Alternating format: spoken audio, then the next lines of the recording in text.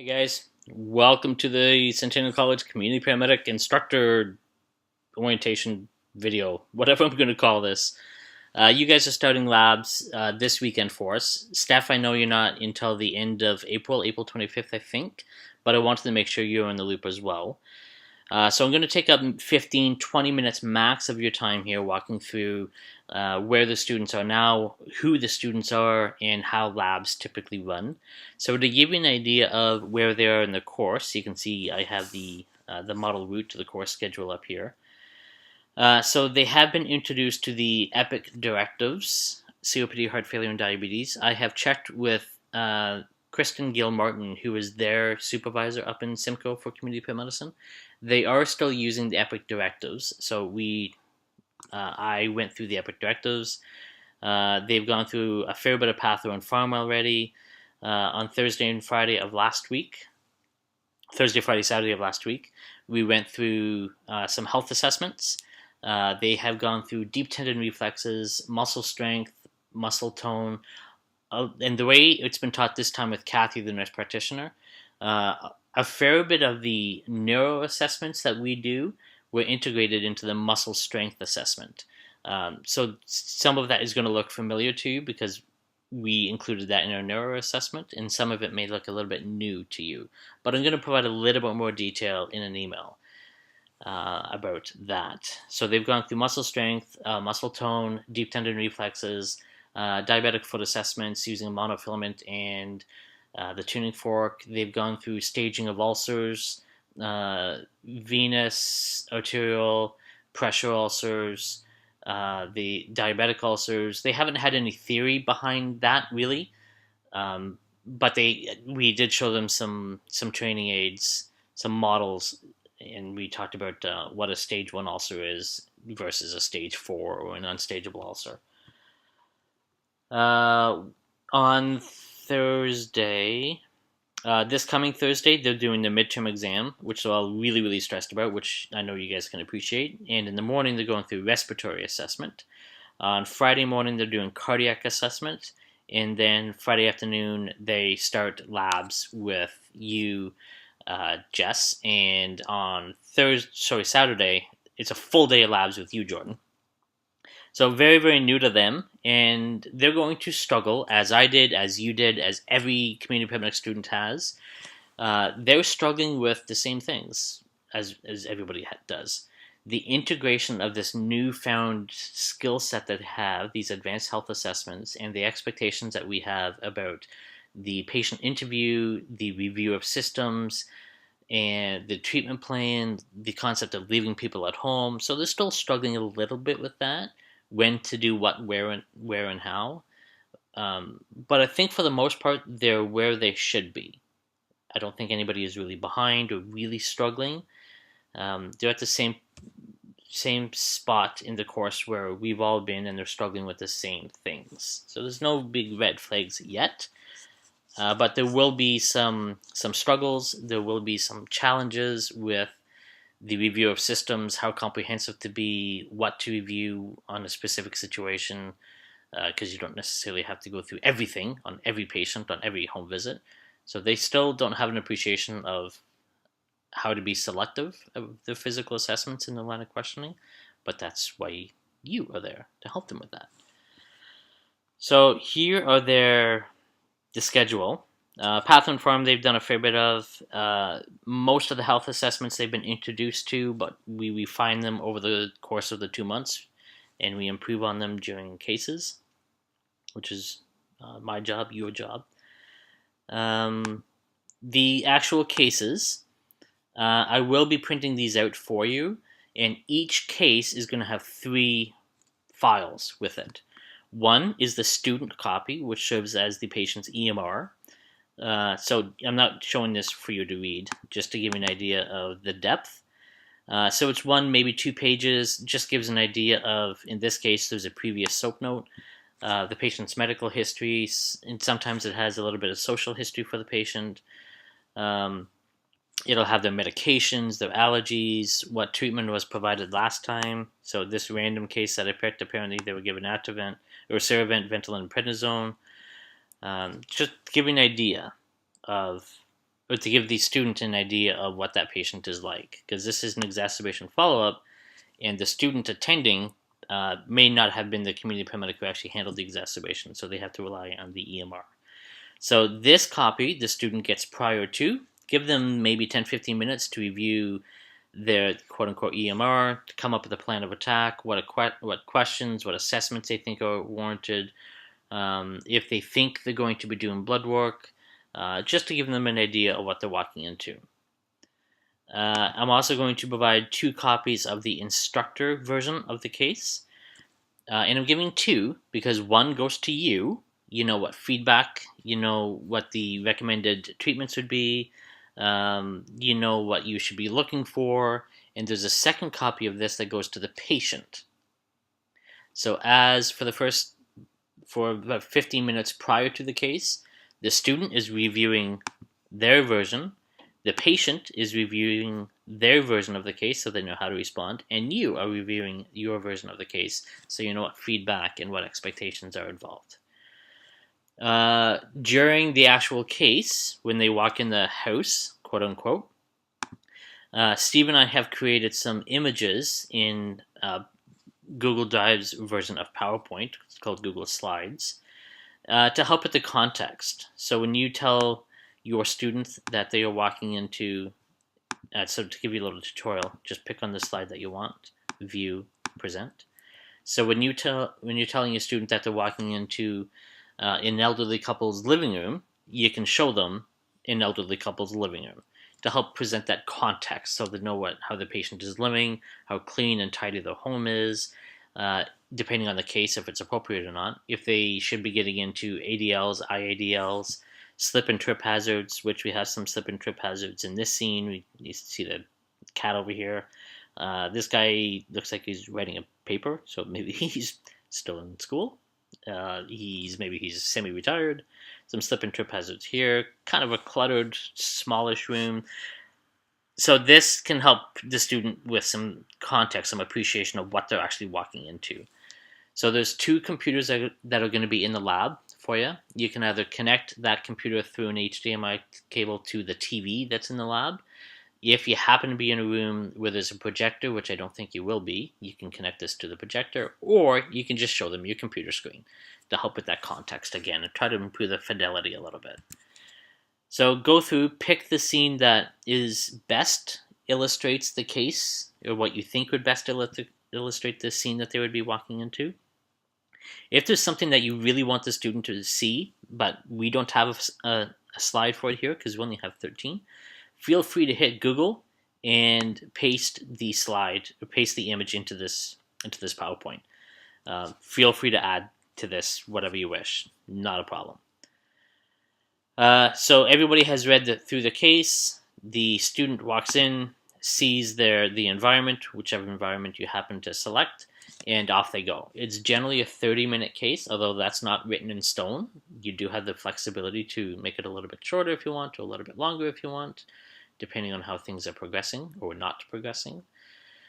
You and the student should be prepared to pause the case if they want.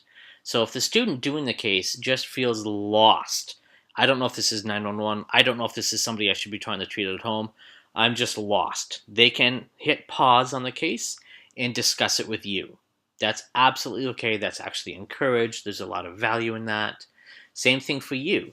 If you feel that the student is completely lost, has no idea what they're doing, it's a COPD exacerbation and they're checking the sensation in their feet, that would be a good time to, okay, let's just hit pause. Let's look at the situation that we have. Let's review. What do we know? What don't we know? What would we like to know? So it's absolutely okay, and it's even recommended and encouraged to kind of hit pause throughout the case rather than allowing them to go down the wrong path and wasting a lot of the time going down the wrong path. So feel free to hit pause and discuss, and then hit play again and re-enter the situation. That's absolutely okay. The real richness happens in the debrief, as you well know, because you've been through a PCP, ACP, and a CPE program, and an IMPACT long-term care course. So the real richness happens in that debrief. And I'm not going to tell you how to do that, because you know how to do that. That's why you're here. The one thing we would ask you to do is take notes. So in this workbook that I will be emailing out to you by the time you're watching this, you've probably been shared this link. It is in Google Drive. I'm going to share a link with you where you don't have to have an account with Google Drive, where you don't have to have a Gmail account. It should work. If it doesn't, let me know. But in this workbook, we're going to ask that you have open on your screen because we have all the cases up here. Their title, a very short description, and what a very brief synopsis of what should happen to the patient. Like row 14 here, it's a COPD exacerbation, 911 should be called. So real quick history of each case. They're compartmentalized from COPD, diabetes, and heart failure. We have a grand total of 41. But as you saw with the cases up here, where this is an exacerbation follow-up, although we have 41 cases, this is not 41 patients, because some of them are a COPD exacerbation, and some is a follow-up to that exacerbation. So there's 41 cases, but there's not 41 patients. Some of these are repeat visits to the same patient. As this one is. This is an exacerbation. An exacerbation follow-up. The initial exacerbation is most likely in this list somewhere. So that is the one worksheet in this workbook. The next one that I think is probably the most important. This is a worksheet that will ask that you have open during labs, when you're leading labs or helping to lead labs. And this is where we're going to track the progress of each student. So looking at line 2, we're going to say that Catherine, she goes by Kat. There is a Kyle in the student, this is not me. So we're going to say that Kat did a case with Steve on March 25th, which is today. A quick Excel shortcut to populate the current date, so today's date, on a PC. Just select whatever cell, hit Control semicolon. Control plus semicolon will populate the current date. On a MacBook, it's Command semicolon. That will enter today's date. So on March 25th, Kat did a case with Steve, and that case was... I'm going to say that it was this one. So I'm going to hit Control C on the title. I'm going to go over here, and I'm going to hit Control V to paste it. I didn't. Steve asked Kat to do an SBAR, and he also asked her to do SOAP. Actually, I'm going to say he didn't get her to do a SOAP for whatever reason. So there was no SOAP done. So there's conditional formatting attached to this. So any yes is automatically going to turn green. Any no is going to turn red. It's not to red flag it that we have to go back to Steve and say, hey, dude, how come you forgot to get it to do a SOAP? It's just to make it easy at a glance to see how many SOAPs somebody has completed, how many SBARs they've done, so we can track their progress throughout the case, or throughout their course. So the comments section is invaluable. So this is our 2019. For this course, it's blank, obviously, because we haven't done any cases. So going through the same worksheet, the student case tracking worksheet, for the last course, so this is actually from you. I've hidden the names so you can't see who the names are. Just make notes about how well the student did. So what they did well, what they need improvement on. So just some general points. And again, I didn't put this up for you to read, just to highlight that it doesn't have to be in depth. 1, 2, maybe 3 sentences. Point form is fine. Just to give us an idea of what they did well and what that individual student on that case was done poorly. So yes, in this comment column, please add some comments. That's invaluable so we can follow each student and how they're progressing. There's one column that's hidden here. That's the global rating scale. Don't worry about that. That's why I hid it. We're not expecting you guys to do global rating scales with the students. As we get closer to OSCEs, we will be implementing the GRS into labs. so they have an idea of what the expectations are during OSCEs, but we're not doing that yet, so don't worry about that. I'll hide that again so it's out of sight, out of mind. So let me undo all of what I've done here. So it's blank. Populate this as you go. The date, student name, the instructor, the title of the course. You can copy and paste it as I did, or you can type it out. Doesn't matter.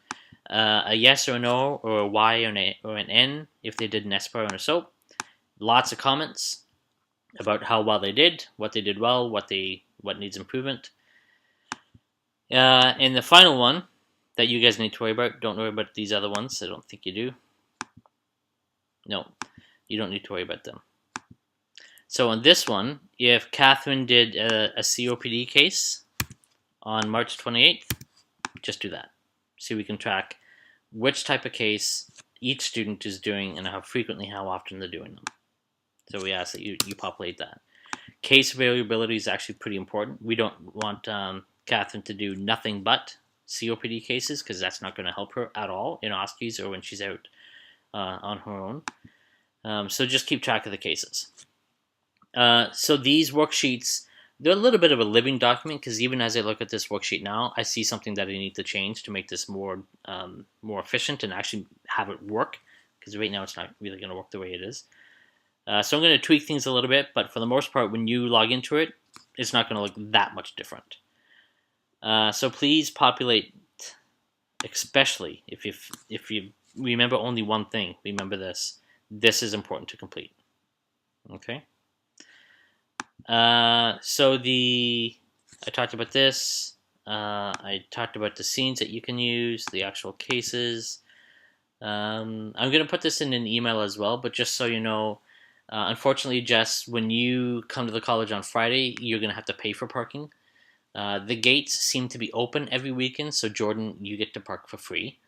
I would park off of Military Trail, the north side of Military Trail, because that's where the gate is open on Saturdays, on the weekends. And during the week, it's $8.50 to park there versus the visitor parking lot off of Morningside, that's $10. So you save $1.50. And I'm that cheap that I would want to save $1.50. So that's the suggestion.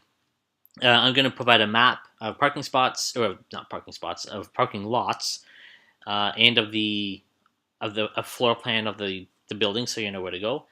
And just so you know, Jordan, you get to park for free on Saturday, but the downside is everything is closed. There's no Tim Hortons, it's closed. The cafeteria is closed. You still have access to the microwave, but you can't buy food at the college on Saturday, except vending machines. If you do plan on buying your food, there is an A&W in a gas station across the street. Kathy can show you where that is. There's nothing else really within walking distance. There's a lot within driving distance. It's at Morningside and 401. So there's lots of things, lots of options driving distance. But you probably don't want to drive because you want to keep your lunch short so you can get out earlier. On Friday, just the college is open, so the cafeteria is open. The food's not terrible. It's not amazing, but it's not terrible. And the Tim Hortons is open. There's 2 Tims, but I'll try to explain that in my email. Anyway, guys, I've been babbling long enough. If there's any questions, you know how to reach Steve and I. We're both at work this weekend, which is why you're at the college. So it would be preferred if you don't call unless it's really urgent, but I don't know why you would need to call us urgently, because you have Kathy there and there's security in the building. You don't need us urgently. But if you just have a question for clarification, don't hesitate to email or text, either Steve or myself, or both. It doesn't really matter. Anyway, guys, you're going to have a blast. It's a great group. Kathy is amazing. She's amazing to have in the course. You're going to have fun. Any questions, don't be afraid to reach out. Cheers. Take care.